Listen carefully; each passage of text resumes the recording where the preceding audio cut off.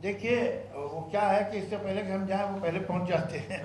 लेकिन ये कि अब हम भी गए हैं इसलिए कि जो जिस तरह के उन्होंने केसेस किए हैं उनसे मुकाबला करना तो ज़रूरी, तो हमने उन केसेस में इंटरवीन किया है, उन केसेस से हम लड़ रहे हैं। और यही अब जो अभी कलकत्ता का जिसका इन्होंने कुछ सुनाया कि पहली दफ़ा अदालत ने कहा है कि ये तो मिली भगत है, जिसने केस किया है और जिस पर केस किया गया है ये दोनों मिले हुए हैं। ये चाहते हैं कि फैसला इस तरह का हो जो कि कंपोजर्स के और राइटर्स के इंटरेस्ट के खिलाफ हो। तो अब हम भी गए हुए थे, हमारे वकील ने भी वहाँ जाके जरा की और लड़ा और कहा कि साहब ये तो सब आपस की नूरा कुश्ती हो रही है।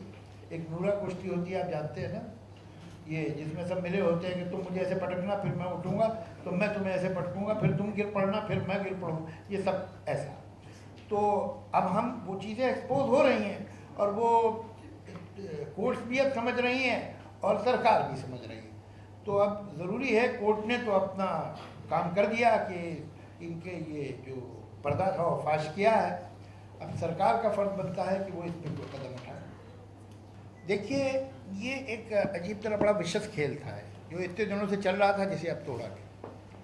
यहाँ पर IPRS में 1993 में म्यूज़िक कंपनीज एक MOU साइन करके अंटर हुई कि भाई जो रॉयल्टी आएगी वो आधी आपकी और आधी हमारी 50-50। अब ये तो मेंबर बन गई, यहाँ गवर्निंग बोर्ड पे आ गई। उधर ये म्यूज़िक कंपनीज जब अपना बिजनेस करती हैं तो ये प्रोड्यूसर से कहती हैं कि हम तुम्हारी म्यूज़िक तभी ख़रीदेंगे जब तुम राइटर से और कंपोज़र से सारे राइट इन परपेचुइटी अनकंडीशनली हमको ला के दोगे। अब वो प्रोड्यूसर जो है वो म्यूज़िक ही नहीं बेच पाएगा अगर ये ला के ना दे। तो वो कंपोज़र से और राइटर से कहता है भाई मैं तो म्यूज़िक ही अपनी नहीं बेच पाऊँगा अगर तुम ये सब लिख के नहीं दोगे, और मैं तुम्हें कैसे काम दूँ अगर मैं म्यूज़िक ही नहीं बेच पाऊँगा। तो उन्हें भी काम चाहिए, तो वो मजबूरन साइन कर देते थे। तो प्रोड्यूसर से म्यूज़िक कंपनी सब कुछ ले लेती थी। अब ये वापस आके फिर गवर्निंग बोर्ड पे बैठते थे और कहते थे कि तुमने तो सब बेच दिया है, तुम्हारे पास तो कोई राइट है ही नहीं, तुम किस बात की रॉयल्टी मांग रहे हो, अभी जो हम देते चुपचाप ले लो। अच्छा, हालांकि ये सारे जो रॉयल्टी के राइट है, जो कॉपी राइट है, म्यूज़िक डायरेक्टर और राइटर ऑलरेडी IPRS को दे चुके थे, तो उसकी तो सेल ही इलीगल थी।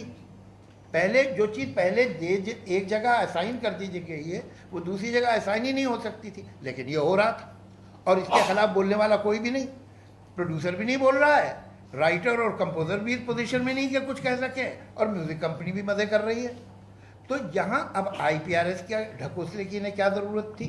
ज़रूरत ये थी कि दुनिया की जो सोसाइटीज़ हैं वो पैसा कलेक्ट करती हैं राइटर्स और कंपोजर्स के नाम पे, वो आपको तभी भेजेंगी जब आप उनको ये अश्योर करेंगे कि कम से कम 50% कंपोजर और राइटर्स को जाएगा।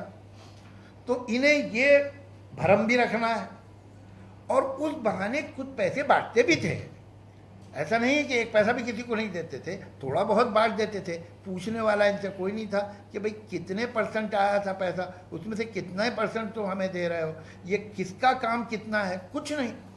फिर जो एक नई चीज़ आई जिसका नाम था रिंगटोन और कॉलर बैक टोन, उसमें असली बड़ा पैसा आने लगा। जब बड़ा पैसा आया तो ये थोड़ा बहुत भी देना उन्हें बर्दाश्त नहीं था। तो उन्होंने क्या किया कि एक रेजोल्यूशन पास करके जो रिंगटोन और इसका ये टेल्को का पैसा होता है ये IPRS से निकलवाई दिया और कहाँ भेजा? PPL नाम की एक संस्था में।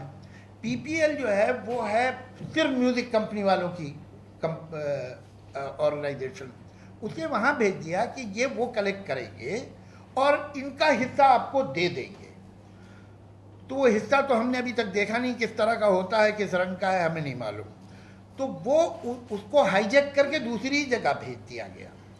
अच्छा, वहाँ पर भी क्या है कि और कंपनीज हैं, एक सेलेक्ट मीडिया नाम की कंपनी बनाई गई और कंपनीज बनाई गई, ये अगले 3 साल की रॉयल्टी उसे बेच देते। अरे भाई तुम्हें क्या मालूम कितने आने वाली रॉयल्टी? रॉयल्टी तो जब गाना बजेगा तो आएगी ना।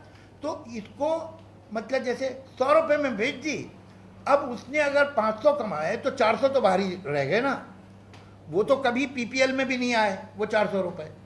तो इसमें से IPRS को तो देने का सवाल ही नहीं था। तो और जितना ये 100 थे उसमें भी जो अगर आप देखेंगे परसेंटेज, तो उसमें 50% तो दूर है, 20%, 15% भी कभी नहीं आया। तो ये एक पूरा रैकेट, एक फ्रॉड चल रहा है। ये ऐसा नहीं है कि म्यूजिक कंपनीज और कंपोजर राइटर्स के बीच में कोई मिसअंडरस्टैंडिंग है, कंट्रोवर्सी है।